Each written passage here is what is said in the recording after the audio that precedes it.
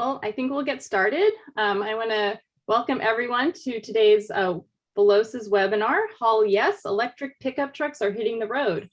We are very excited about this webinar today. We have over 300 people registered, all wanting to hear about electric trucks. Today, we are placing all of your microphones on mute to minimize feedback and background noise, and we'll be answering audience questions at the end of the facilitated Q&A period. Feel free to ask a question using the Q&A feature in the Zoom menu bar. I want to note that we are recording this webinar and we'll be putting the recording on the veloz.org website in the next few days. So my name is Lisa Kilodikis, and I'm the Programs Director here at Veloz. Before we dive into the webinar content, I'd like to introduce Veloz's new Program Director, Alfred Artis, who will be leading our webinar series going forward, as well as taking on many new initiatives here at Veloz. Previously, Alfred worked as a public policy analyst with Consumer Reports, advocating for policies that would accelerate the adoption of electric cars in California, Colorado, Nevada, and other states. So welcome, Alfred, to the team, and we look forward to your programs in the future. Now I'd like to give a little background about Veloz. Veloz is a public-private nonprofit made up of almost 40 organizations, including automakers, utilities, state and local government, third-party charging providers, transportation network companies, nonprofits, and others. You can see from the logos on this slide that Veloz's membership is broad, diverse, and growing. Veloz inspires Californians to drive electric through our statewide awareness campaign, Electric for All, our summits, webinars, and other programs. Our goal is to continue to engage new entities and organizations. So if you are not a member of Veloz, we invite you to join us. And you can visit our Join Us page at veloz.org to learn more. Veloz also produces a quarterly EV market report that we publish on veloz.org website. Our EV market report includes California and US sales of battery electric, plug-in hybrid electric, and fuel cell electric vehicles for the US and California, as well as makes and models in California, the number of electric vehicle chargers and hydrogen stations. This slide shows you Q2 data through 2021 Q2, and our third quarter data will be available the first week of November. So keep an eye for that. So I'm really excited about today's topic. Electric trucks are coming to market, and it seems clear that there's a lot of excitement around this happening. It is anticipated that this segment will bring new drivers into the conversation and behind the wheel of electric cars. There seems to be an electric truck for everyone in a number of different price points and styles. And I know that today we're really excited to hear about the introduction of electric trucks, how they'll impact electric vehicle growth. And we're excited to hear from our experts today about what they see coming to the market and what consumers will say with these new vehicles and how they'll react. So we're really excited about our broad, diverse experts that we have today. So with that, I'd like to introduce our speakers. We have Steve Henderson with Ford Motor Company with the Vehicle Regulatory Strategy and Planning. We have Jamie Hall, Senior Strategist, EV Policy and Market Development with General Motors. Tim Hartman, Manager, OEM and Fleet Business Development with Electrify America. Oops. We have Terry Travis, Managing Partner with EV Noor, and Chris Hardo, Senior Transportation Policy Analyst with Consumer Reports. So with that, we're going to give each speaker an opportunity to provide some remarks and slides and images, and we're really excited about that, and then get into some Q&A after that. So I'm going to start off with turning this over to Steve. All right, well, thank you for giving us the opportunity to talk about the F-150 Lightning today. Let's go ahead and go to the next slide. The F-150 Lightning is a fantastic vehicle. It's the truck of the future, and the future is here. So next slide, Lisa. We've got a little family picture here. Can you go back one? Little family picture here that shows the vehicles that we're currently talking about that are EVs. And you can see that Ford is very serious about electrification because we're electrifying the vehicles that are at the absolute core of our portfolio, the F-150, the Mustang, and the Transit. Next slide, please. And if you weren't sure about our seriousness, when you look at the products, you look at the numbers that we're investing. Over $30 billion invested through 2025. That's just around the corner. There's an artist rendering here of the Rouge Electric Vehicle Center, where the F-150 Lightning will be built. It's not an artist rendering anymore. It's an actual building, and they're building the pre-production prototypes as we speak. That building was about a $700 million investment, and we're doing that building right. It's zero waste to landfill. It's very efficient and very sustainable. Next slide. But what we're talking about here today is the product. And so I want you to know that the smartest, most innovative truck Ford has ever built is this vehicle, the F-150 Lightning. Next slide. And it's a truck. And Ford Motor Company has been building and selling trucks to customers for a very long time. Our F-Series pickup has been the best-selling vehicle in America for 44 years and counting. So we know what our customers want, and we're going to make sure that we provide that when we build this vehicle. It's going to have 563 horsepower, 775 foot-pounds of torque. It'll do a 0 to 60 in something like 4.5 seconds. It's going to be the fastest, the quickest F-150 in our portfolio. 2,000 pounds of payload, 10,000 pounds of towing capacity, and every single one will be a 4x4. And you'll be able to get this with either 230 or 300 miles of range with the 2 battery options. Next slide. It's a smart vehicle that's going to get better over time. Blue Cruise will give you over 100,000 miles of true hands-free driving options in the US. Because it's a truck, it's going to tow, it's going to haul things. It's got onboard scales, and those scales will feed the weight that you have in the bed into the computer, and it will also compare that to what you might be towing. So you'll get what we call intelligent range. It will update the range based on your load and make sure you know how far you can go on your battery charge. Pro Trailer Hitch Assist is really handy. It helps you with the process of hitching your trailer up, makes it a breeze. And Ford Power-Ups are over-the-air updates, and they will allow you to keep your truck up to date and add features on your terms. Next slide. Connected, sleek, modern, adaptable. This truck is packed with technology. Phone is a key. This 15.5-inch flat screen is really attractive, and people love it. Apple CarPlay, Android Auto, Amazon Alexa, you name it, it's in there. Next slide. But there are some things that we built into the vehicle that we couldn't have built in without it being an EV. The Mega Power frunk is one of those things. The largest front trunk in the industry, 400 pounds of capacity just in the frunk. It's got 400 liters of volume that's dry, lockable, secure, drainable and washable in case you put something dirty in there. And it's got 4 120-volt outlets, as well as a couple of USB power ports, as well as a complete suite of cargo management. And you can get at it in a bunch of different ways, none the least from your phone via the Ford Pass app. Next slide. And then we talk about other things that we could provide, given that this is an EV and it's got a nice large battery with lots of power. We can export that power. Pro Power Onboard is what we call it, 9.6 kilowatts of power available from any one of 10 120-volt outlets and one 240-volt outlet. You'll be able to power or charge anything you want from this vehicle. And then one more slide. And finally, and this is really my favorite capability. One more slide, Lisa, if you could. We're calling it intelligent backup power. And so when you pair this vehicle with the Ford Charge Station Pro home charger, you can power your home. Your home, if you have a power outage, this will automatically turn on, keep your home powered up for up to 3 days for the average home. If you're careful with your electricity, you can stretch that to 10 days. And as soon as the power comes back on, your vehicle begins to charge again. So I feel this is a perfect example of what an EV, and in particular the F-150 Lightning, can do for you that we've never been able to do before. So that's my last slide, and I want to thank you folks for giving us the opportunity to talk about the F-150 Lightning, which we're very excited about. Thank you, Steve. That's great to hear and really great to see, and exciting stuff coming. Can't wait. Now we're turn it over to Jamie Hall with GM to talk about their electric trucks, SUVs. Jamie? Great.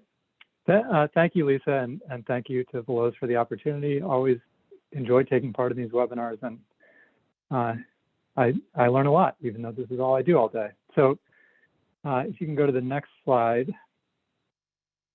I want to just start by talking about where we are as a company and sort of our vision for an electric future. You can see here on the left a quote from our CEO. It really is from the top on down. This company is all in on an all-electric future. We think we have what it takes to get there. And we've set some pretty ambitious goals, and we're putting real resources behind making this happen. So $35 billion going into electric and autonomous programs through 2025. You'll see 30 new all-electric models coming to market in that time frame. We're making major investments in manufacturing and supply chains and batteries. We are really supporting charging infrastructure build out, and I can get into that a little more later. Focusing on climate equity and doing a lot of other things to just reduce our environmental impact. So we're moving quickly toward an all-electric future. Trucks are obviously a very important part of GM's portfolio, so they will be part of that future. So you can go to the next slide. So when it comes to our, I'll go one back.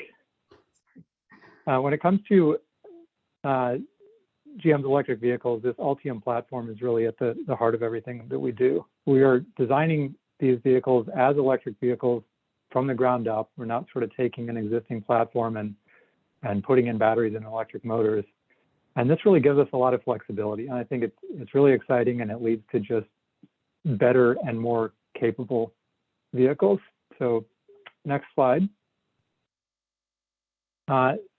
Earlier this month, we gave a bit of an update on the Silverado EV. So for those who missed it, I'm not going to be able to go into a ton of detail today. The full reveal for this vehicle will be at CES in early January.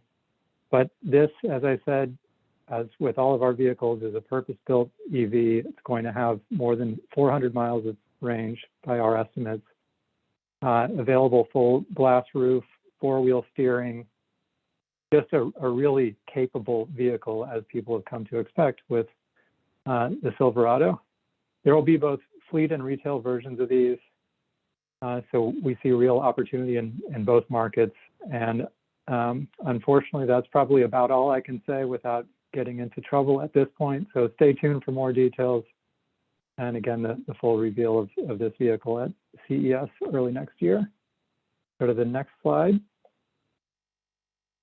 So coming sooner will be the Hummer EV, and Lisa had a picture of this on the cover slide as well. This, I would love to have one of these, I'll just be honest. I mean, this thing is awesome. It is a super truck. It's going to be, I think, one of the most capable vehicles, factory off-road vehicles made yet. Just amazing horsepower and torque. This watts to freedom is 0 to 60 in 3 seconds.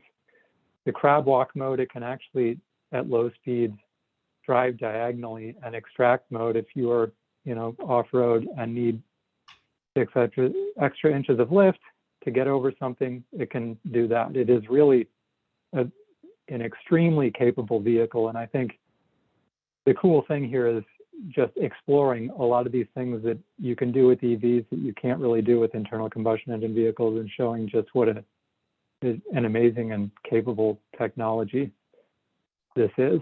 So these we're going to start producing later this year. I'm excited to start seeing these out and about, as I've only seen a pre-production version. So really, really exciting and coming pretty soon. Next slide.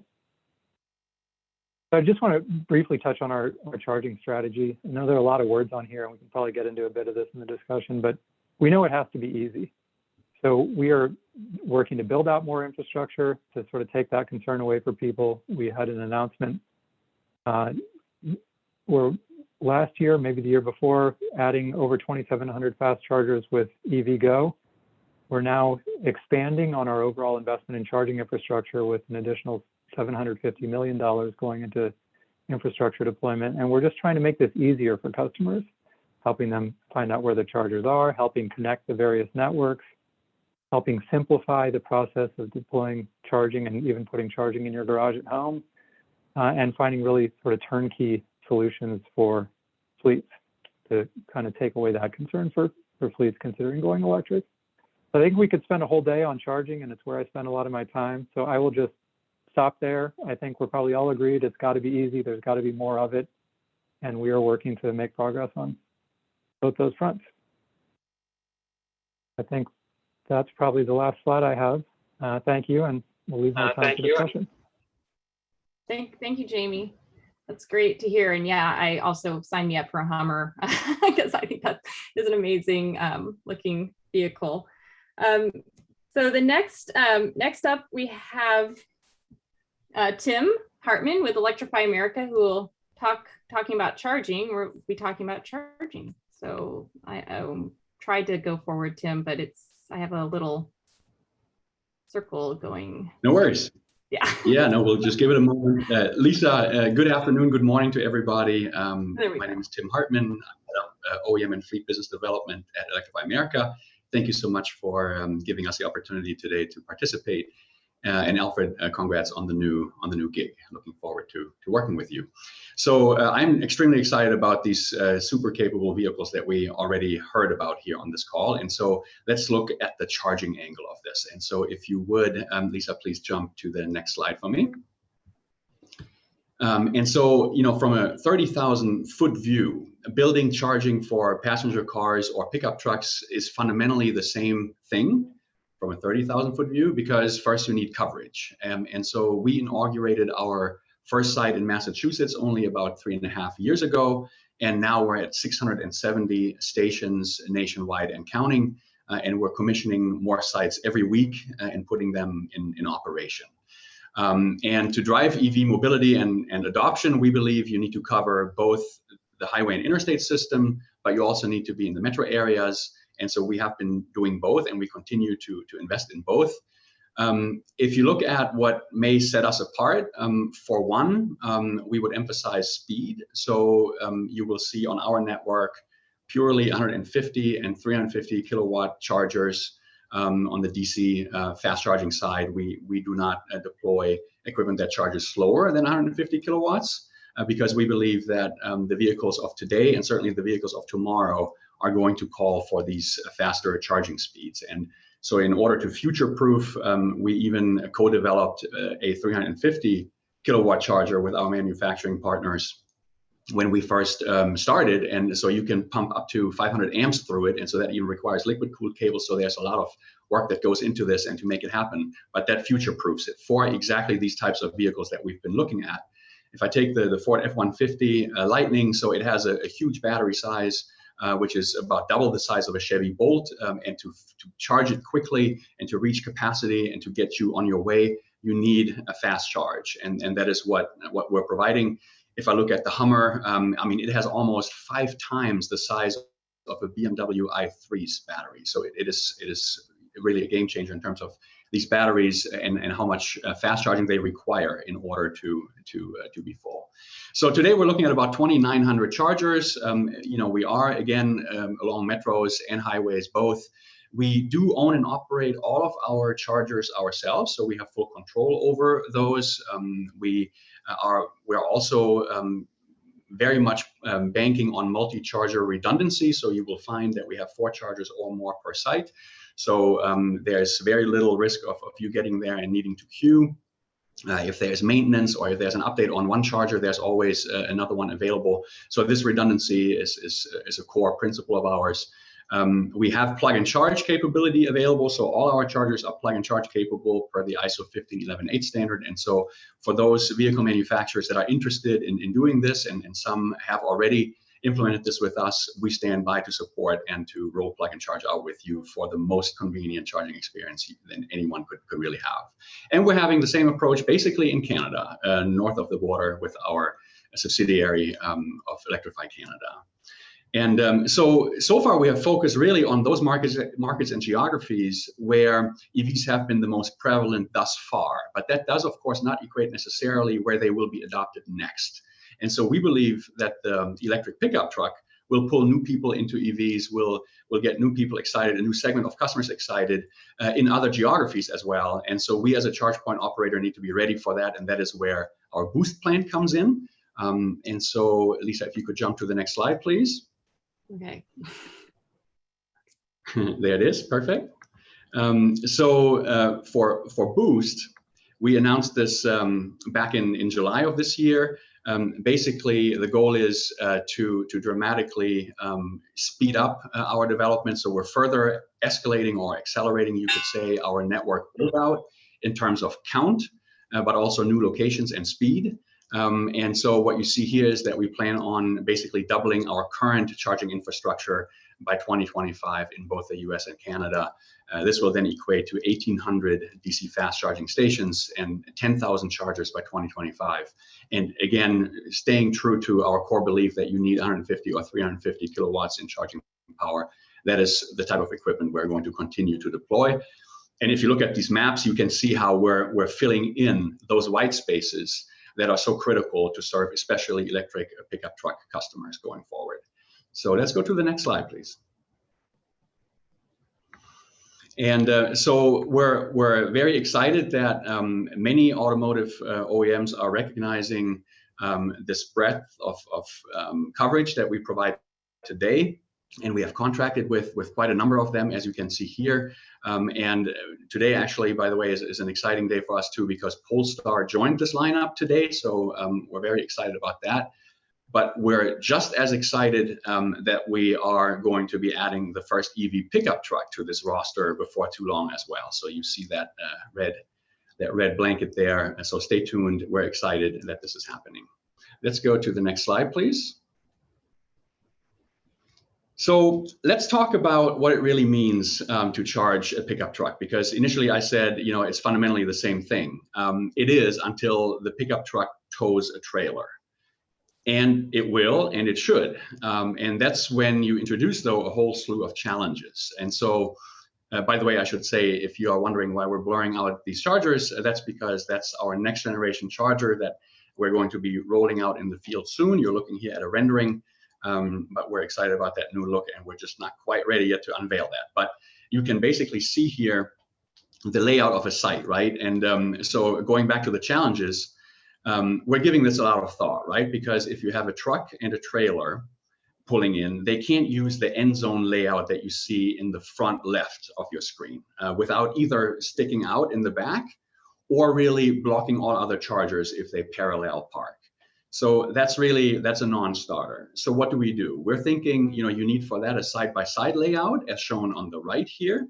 And that's great to accommodate a pickup truck and a trailer, but it also effectively doubles the space that you need, right? So it makes the space requirements larger, and that is of course a rare commodity for site hosts that they are very careful about, and especially in dense or urban environments, you command an additional premium for this type of real estate, and retailers are keen to preserve a certain parking spot ratio for their customer counts. So we work with them, and we're very selectively beginning to put these types of charging stations in place.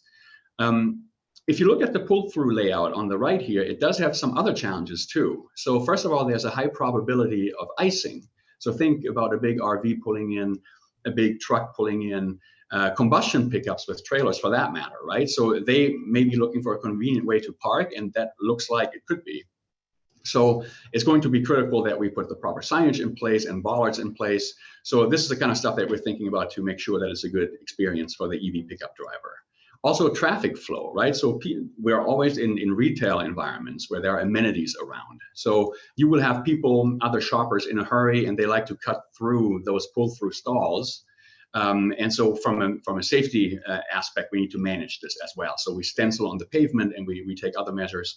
So these are all the types of considerations, including canopies, right? So we saw the picture earlier with a trailer. If you're pulling a high trailer, you will not put a canopy there. If you Electrify America, that could potentially then be an obstacle, obviously. So that's something we're considering. Another pickup-friendly layout is the back-to-back layout. And for that, let's switch to the next slide, please. And so if you look at that, give me just 1 second. I'm lagging, I think. So the back-to-back design combines the pull-through convenience with a higher dispenser density. So that really is also a very good solution that we've been thinking about. And so in this design, a trailer will block another charger, but there are enough of them that's acceptable temporarily. And so if you think about a conventional gas station today, you do have also pickup trucks with trailers blocking another pump. And so for a limited period, that's okay if there are enough other chargers. So all of this to say that a lot of thinking goes into the site design to accommodate pickups with trailers. And we're pleased where we are in the process and that we have the right designs figured out and that we're beginning to roll them out here and there. And so we're trying to make sure that we site them in the right markets and locations here at this early stage. And so I would like to encourage our OEM friends to give us inputs and to let us know if they have special locations where they would like to see those. So we would love to work with the likes of Steve and Jamie and so forth and take your inputs there into consideration. So that is really everything I had. I appreciate the attention and the interest. Thank you for having me today. Thank you, Tim, and sorry for all over the place with the slides, but thank you so much for the great information. It's really fascinating to think about the trailer situation with charging, not something I'd ever thought about, but I'm definitely glad you are addressing it because that will be a need for sure. So thank you for that. So next we'll be talking to Terry Travis with EV Noir. So Terry, take it away. Excited to hear about your experiences here. Good morning and good afternoon to everyone joining. Alfred, glad to have you on the team. Look forward to working with you.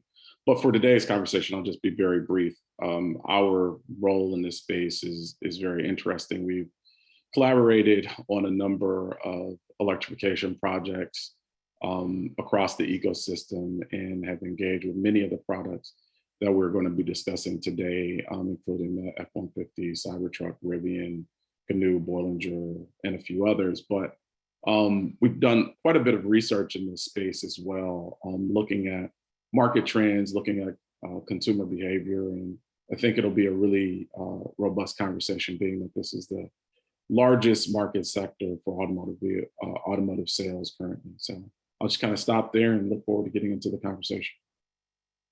Thanks, Terry.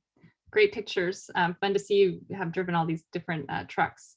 So next we are excited to go to Chris Hardo with Consumer Reports. So Chris, I'll turn it over to you. Thanks, Lisa. Next slide. So really consumer choice is what's going to drive the EV market.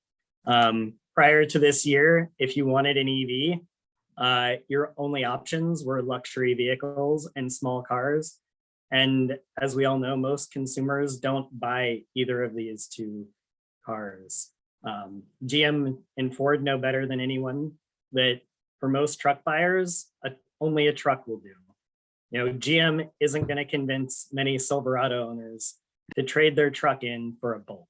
It's not going to happen. Luckily, consumer choice is expanding rapidly and unleashing pent-up demand as new vehicles are finally released in popular segments, with pickups on the way, which will really unleash the EV market. Next slide. Also, once Americans experience EVs, they're sold. As more and more EVs get on the road, more Americans will know somebody who has an EV, will get to ride in one and even drive one. We know that once a consumer gets behind the wheel and puts their foot down on the accelerator for the first time in an EV, they feel that quiet, smooth, instant torque, they're sold.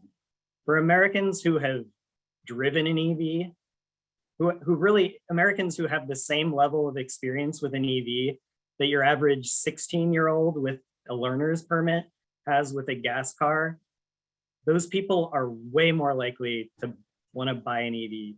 2/3 of those drivers say they want an EV for their next vehicle, and almost all of them want one eventually. So once we get consumers into these vehicles, they almost sell themselves. Next up. Now on to trucks. In our efficiency surveys, year after year, truck owners tell us that the one thing that they love their trucks, but the one thing they really wish their truck could do was be more efficient. Consumers tell us that consumers tell us 6 times more that they want their truck to be more efficient, then they tell us they want their truck to be more powerful or larger. 6 times. 55% of truck drivers tell us they want their truck to be more efficient. Now, for automakers, this is a challenge because they know what they need to deliver in a truck, and they need to deliver a certain towing and power and hauling capabilities. And trying to balance that with fuel efficiency in a gas vehicle is challenging. What's amazing is that electric trucks offer us a solution to this problem without significant trade-offs. Next up. Electric trucks deliver what consumers want. Electric trucks can save consumers around $1,300 a year in fuel savings. That's over $100 a month back in the pockets of truck drivers. In addition, they save 50% on maintenance. So you're spending less time with your truck out of commission, less time in the shop, less money in the shop. All of this adds up. The typical electric truck can save consumers between $20,000 and $25,000 in lifetime costs on that vehicle. So we have trucks that are fast, powerful, capable, low emissions, and save money. What's not to love? I'm done. Wonderful. Thanks, Chris. That's great news. And I agree. Once you drive electric, you're kind of sold. So thanks for that great information. So with that, I'm going to stop sharing our screen and we're going to have a few follow-up questions for you. So let me. Great. Well, it's nice to see all of you on the screen together.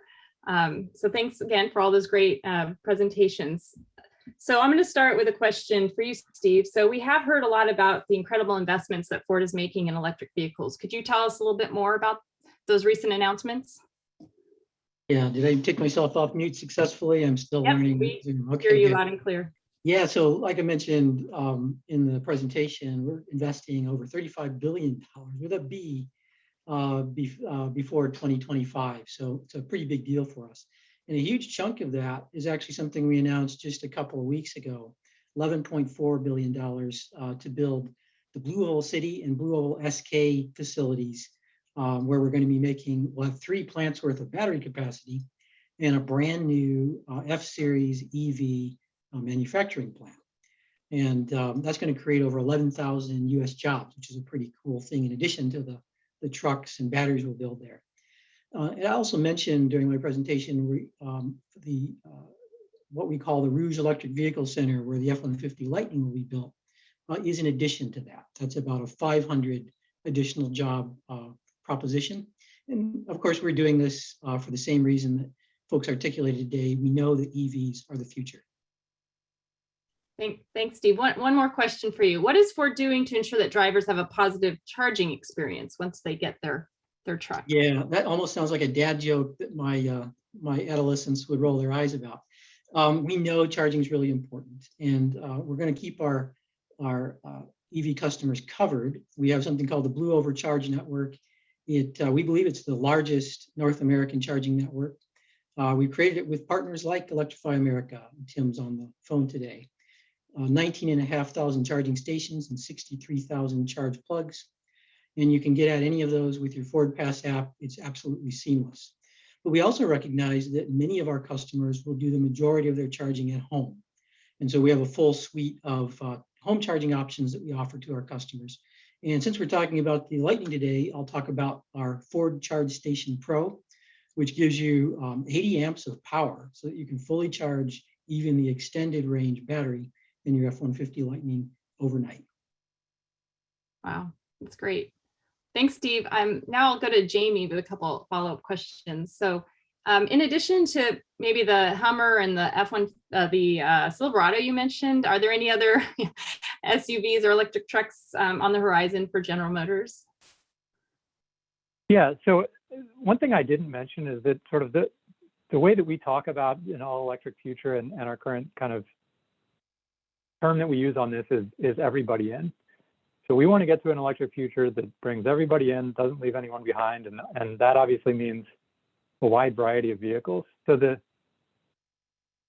the next two vehicles coming to market are the Hummer, and then one that we didn't discuss yet, which is an SUV, which is the Cadillac Lyriq, that is really also a beautiful vehicle. I would happily drive either one of these, but you know, like many people, that I don't know that they're in my price range, to be honest. And we're not going to get to an all-electric future without having a greater variety of vehicles at more price points. So you'll be happy to know, but hopefully not surprised, that we're working on several different vehicles. As I mentioned earlier, we've got 30 new vehicles coming to market by 2025. And earlier this month at an investor day, GM President Mark Royce confirmed that one of those will be a high volume Chevrolet SUV, all electric. So think of something sort of like an Equinox, priced around $30,000. And similarly, an electric Blazer is going to be part of this. And we're working on something else that I can't give details on that will be at an even lower price point. So you're going to see, I mean, if we're talking about getting to an all electric future, aiming for 2035, you're going to see a wide range of vehicles at all different price points. And I think we're just at the beginning of the real increase in available options for electric trucks and SUVs. And turning just for a second to charging, I mentioned that we're investing $750 million in EV infrastructure. So this is really something that we see as vitally important. I think one thing that we haven't spent quite as much time on today is how important this is, especially for pickups. These are bigger, heavier vehicles with bigger batteries and more demanding use cases. And I think that makes the infrastructure needs a little bit more pressing. This even includes really thinking about home charging and how are we going to make this work at home? Are we going to be sure that everyone has options? You know, level 1 charging, which is pretty ubiquitous, has played a major role in getting us where we are with this market. I think as you start to see bigger and heavier vehicles that are doing more miles and towing and just, they're going to need higher power charging. And so we're going to have to start thinking about how we're going to be able to do these electrical upgrades and whatnot, and be sure that we can provide people with infrastructure that meets their needs. So the pickups are a really exciting sector, but they also make us think a little more intentionally about infrastructure. Yeah. It's going to be an exciting couple of years, and I'm glad we have all the sort of members of Veloz to work together on these sorts of things. Yeah, so exciting to hear all the different options coming to market and what all the automakers are doing. So thanks for that. I'm going to now go to Terry. Terry, why do you think the electric truck will really be a game changer, especially for diverse communities? And do you think the trucks will be what finally brings like more rural communities and folks that live in rural communities into the EV space and into the conversation?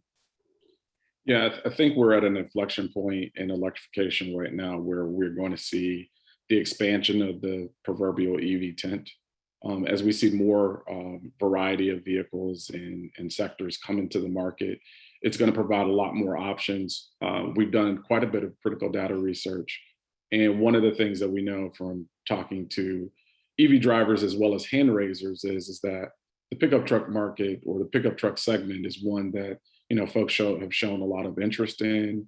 And one of the other things that I'd say that I think is really interesting, a lot of our research has also shown more recently that electric pickup trucks are attracting a different or wider audience. We're seeing a lot of individuals who have never been pickup truck owners before, and they skew a lot younger. And so the idea is that it's not going to necessarily take from one segment and pull them over from one brand and pull over to the other. But what we're seeing is a true expansion of the segment with, you know, reservations going through the, you know, reservation numbers going through the roof. So the idea is that I think we'll see more, a wider variety of folks who are coming to the electric vehicle space through light duty pickup trucks. That's great to hear. Thanks, Terry. Now I'm going to move over to Chris. So how do you think the electric trucks will transform the electric vehicle market? And do you think this is a segment that will take us from the early adopters into really mass market acceptance? Yeah, it's really going to move the needle a lot. Typically when a consumer goes to buy a vehicle, they have in mind what type of vehicle they want. They want a pickup truck, they want a large SUV, they want a minivan. And when they go to look, they look at the options available to them. And really until, a couple months from now, when Rivian runs the first RT1s off their production line, consumers don't have a choice in to buy an EV pickup truck yet. Those options are coming, and when they do, it's going to unleash a lot of pent-up demand for people who wanted an EV, but there just wasn't one on the market that met their needs. So yeah, it's going to really move the market forward quite a bit. Thanks, Chris. Do you think there's any number one attribute or something about these electric trucks that is really going to bring in and win over the hearts and minds of consumers that they haven't seen before? Yeah, I mean, while the huge cost savings is going to be a massive selling point for electric pickup trucks, what it comes down to is delivering a pickup truck that delivers what truck owners expect from their truck. So can it haul, can it tow, can it off-road, can it support me on the work site, is it dependable, etc. All of the things that your normal pickup truck owner wants, if the electric pickup truck can deliver it and is cheaper, they're gonna sell themselves. But they have to deliver on what a consumer needs a truck to do. Great, and it sounds like they offer even more features than typical gas trucks. So I think they certainly can. Yeah. Yep. Thanks, Chris. Okay, Tim, now we'll get a little more into charging. So we've talked a lot about the electric truck and how it can be a game changer to bring diverse communities, rural communities into the market. So how you have multifamily dwellings, people who live in more urban communities, and then rural communities where they're more spread out and need charging in a little different, maybe public charging in a different way. So how do you address both of these different markets, especially when it comes to trucks? Because I think, as we've mentioned, they have their own unique challenges and opportunities. Yeah, thank you for that question. And it is really an interesting divide in the sense that whether you live in an urban environment or whether you live rurally, you do have different charging needs, and you have different charging infrastructure available to you. And so we want to play a part to find solutions, obviously, and we are providing already solutions to both of those audiences. So you can divide your charging, generally speaking, into basically three areas, right? So there's home charging, there's public charging, and then there's workplace charging. And Electrify America is actually positioned, we play in all three spheres, and we have solutions and services in all three spheres. So in that sense, we feel like we're really well positioned to serve both of these audiences. But now let's peel back a couple of layers here on how they're different, rural versus urban. So if I look at urban, I think you touched on it, Lisa. A lot of people that live in condos or in apartment buildings, they do not control their own parking spot. And if you don't control your own parking spot, then obviously installing a home charger is a challenge. And so we know that there's a lot going on in terms of building codes, development codes, and this varies a little bit by state, from state to state, and by community to community. But there's a lot being done already that new construction factors these things in. So that's great. But that doesn't help the person that today doesn't have the spot. And so what they will do is they will charge more publicly, clearly. They will charge at work if they can. Workplace charging typically will also be AC charging, like in your own garage at home. Slower, but you spend a lot of time at the office, 8 hours, 10 hours, perfectly fine, just like at home. You have a full battery at the end of that session. What we do publicly is we have always been in the metro areas, and we've always invested heavily initially in the biggest top metro areas where we knew there would be the quickest adoption and the most need for charging. And we're going to continue to double down on this. So take, for example, our two top markets. So if you look at Los Angeles, or if you look at the San Francisco Bay Area, already we have the most chargers of all of our metro areas in those two markets. But we're going to, under the boost plan that I talked about, we're going to again ramp this up by an additional 50 to 75% growth in these markets. And then we're going into tier 2 metros too, though. So we're going to go deeper and provide more coverage really throughout. For rural, obviously, home charging is a real viable option, right? It's wonderful. You wake up to a full battery every morning, and you have full range, and the range keeps growing. Our OEM and battery manufacturers are doing a stellar job pushing the envelope there, so you wake up to a full battery. That's perfect. But you also need to have, of course, public charging available there, and that is where we really are filling in the white spots in the map now. So for example, under the boost plan, you will see that we will now be in South Dakota and in North Dakota before too long, where we haven't been before. We're making sure that the interstate and highway corridors have better coverage for those residents of those states. But we'll also take Texas, for example. We're more than doubling what we have done in Texas to date under boost. So this is both urban and metro in Texas. Montana, the same thing, more than doubling what already is in place. So we're basically putting our money where our mouth is now that we see there is this increasing demand coming from the rural communities. And that's really wonderful. We love that there's so much choice now between vehicles and OEMs, and we love to serve all of them. It's great to hear. I feel like I have so many more questions I could ask you all about trucks and charging, and it's so exciting, but I'm going to turn it over to Alfred so that some of our participants who are watching us can get some of their questions answered. So Alfred, I will turn it over to you. Well, hello there. Hi, I'm Alfred Artis. And so one of our most popular questions so far has been from Bob, who asks, when will these trucks be available outside of the coasts in places like Kansas City or Kansas or Missouri? And I think actually Chris might be able to shed some light on that, just because there are certain policies that states adopt that might make it harder or easier for folks to have access to these sorts of vehicles.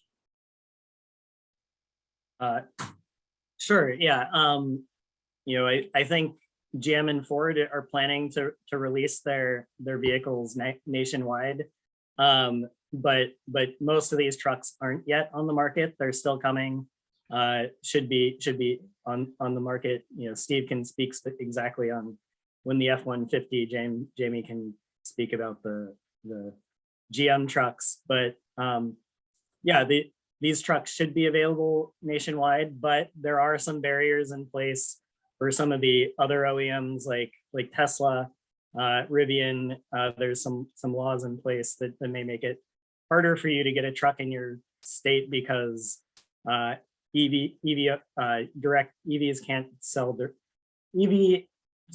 only manufacturers can't sell directly in certain states. So there may be some challenges. You might have to go to a neighboring state to buy a Rivian or a Tesla truck in some states.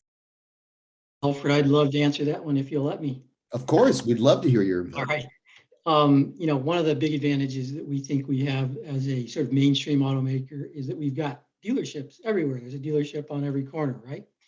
And the only restriction that Ford will have is that we want you to buy your EVs through a dealership that has been trained in selling and servicing EVs.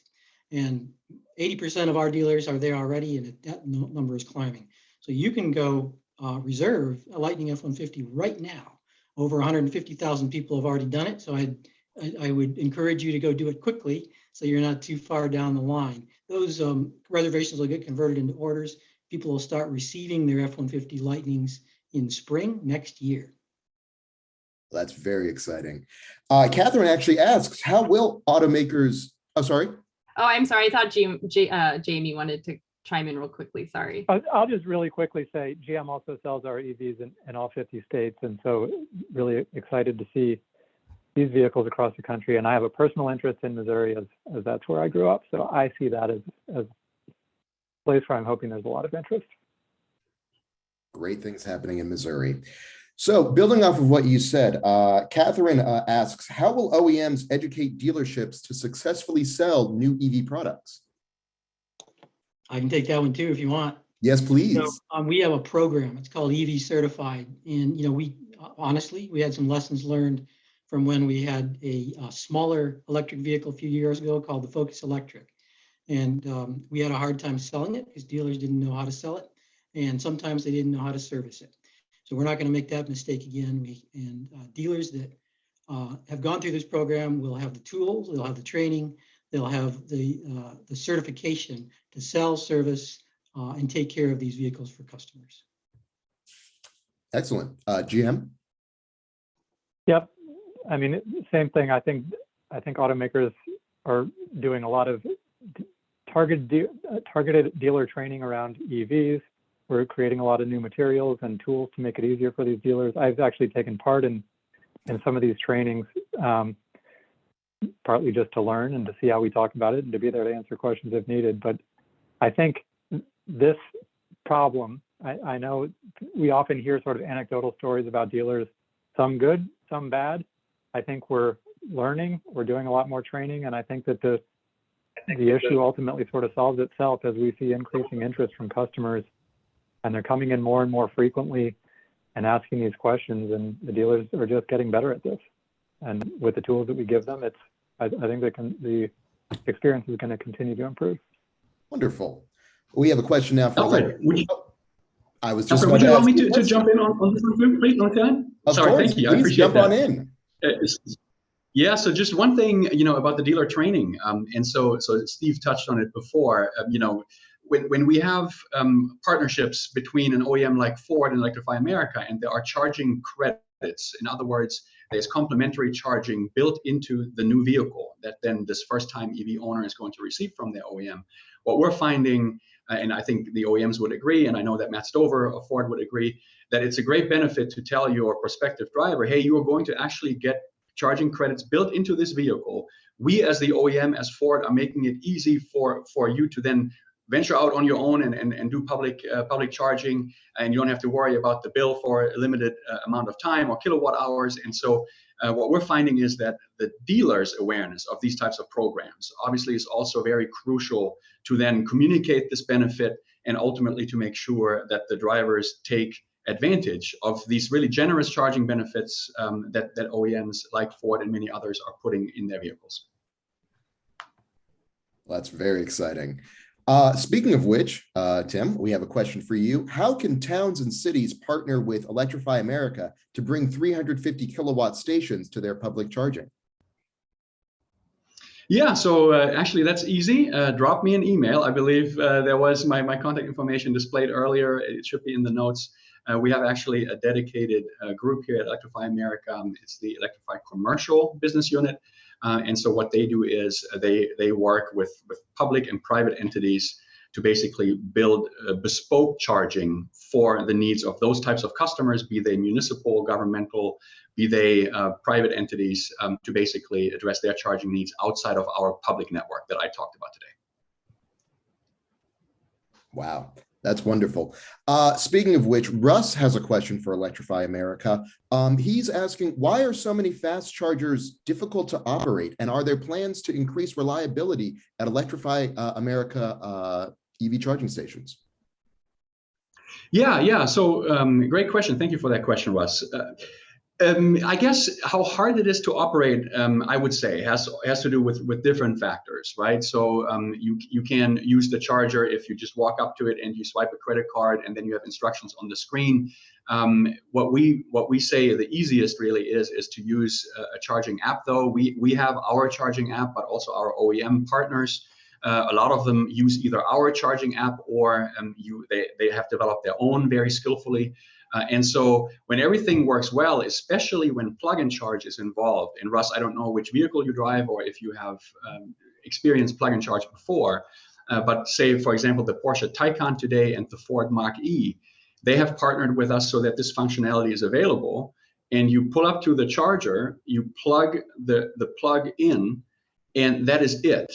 You don't do anything else. There's authentication between the charger and the vehicle. There's a certificate exchange. All the billing, invoicing, all the account management happens without you lifting a finger. You don't have to open an app. You don't have to swipe to start. You don't have to do anything. If it all works perfectly, does it always work perfectly? No. This is still a very nascent industry. We're dealing with new technologies for us, for our hardware providers, for the OEMs. Software that's involved together with hardware. And so it is a mix that definitely requires a lot of interoperability testing, a lot of cooperation. I would like to think that we jointly are getting better really by the day, and so this is a fabulous experience when it works. And when it doesn't work, we have a call center.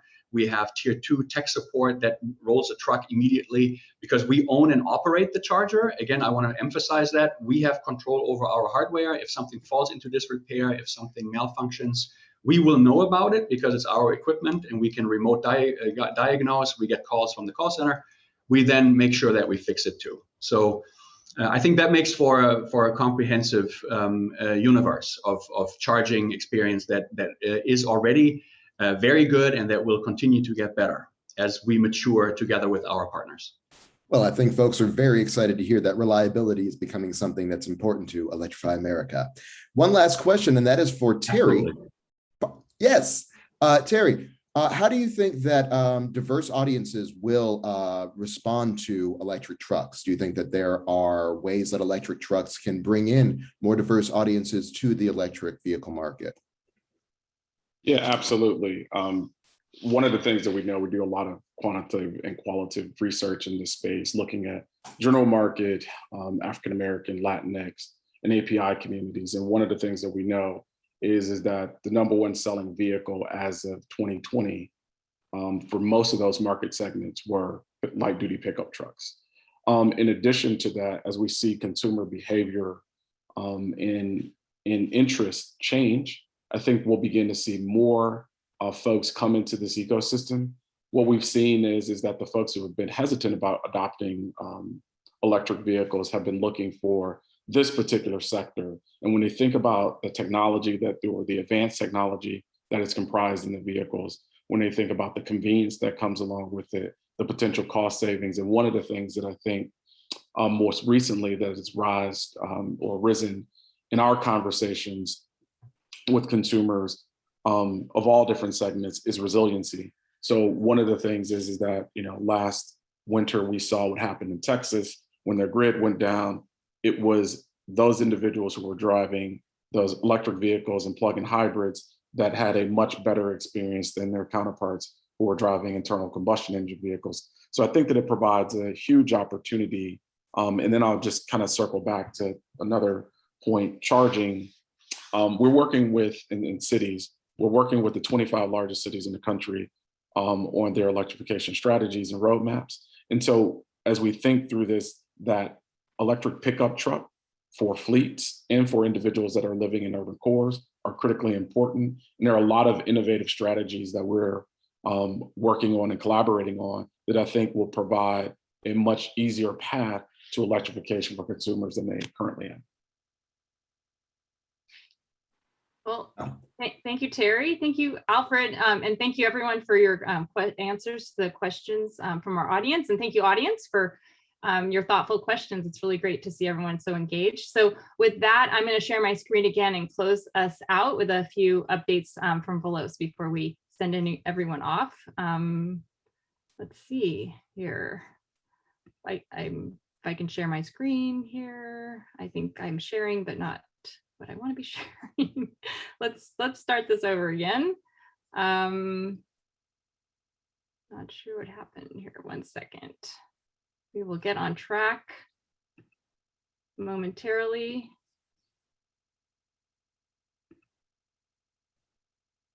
Let's see.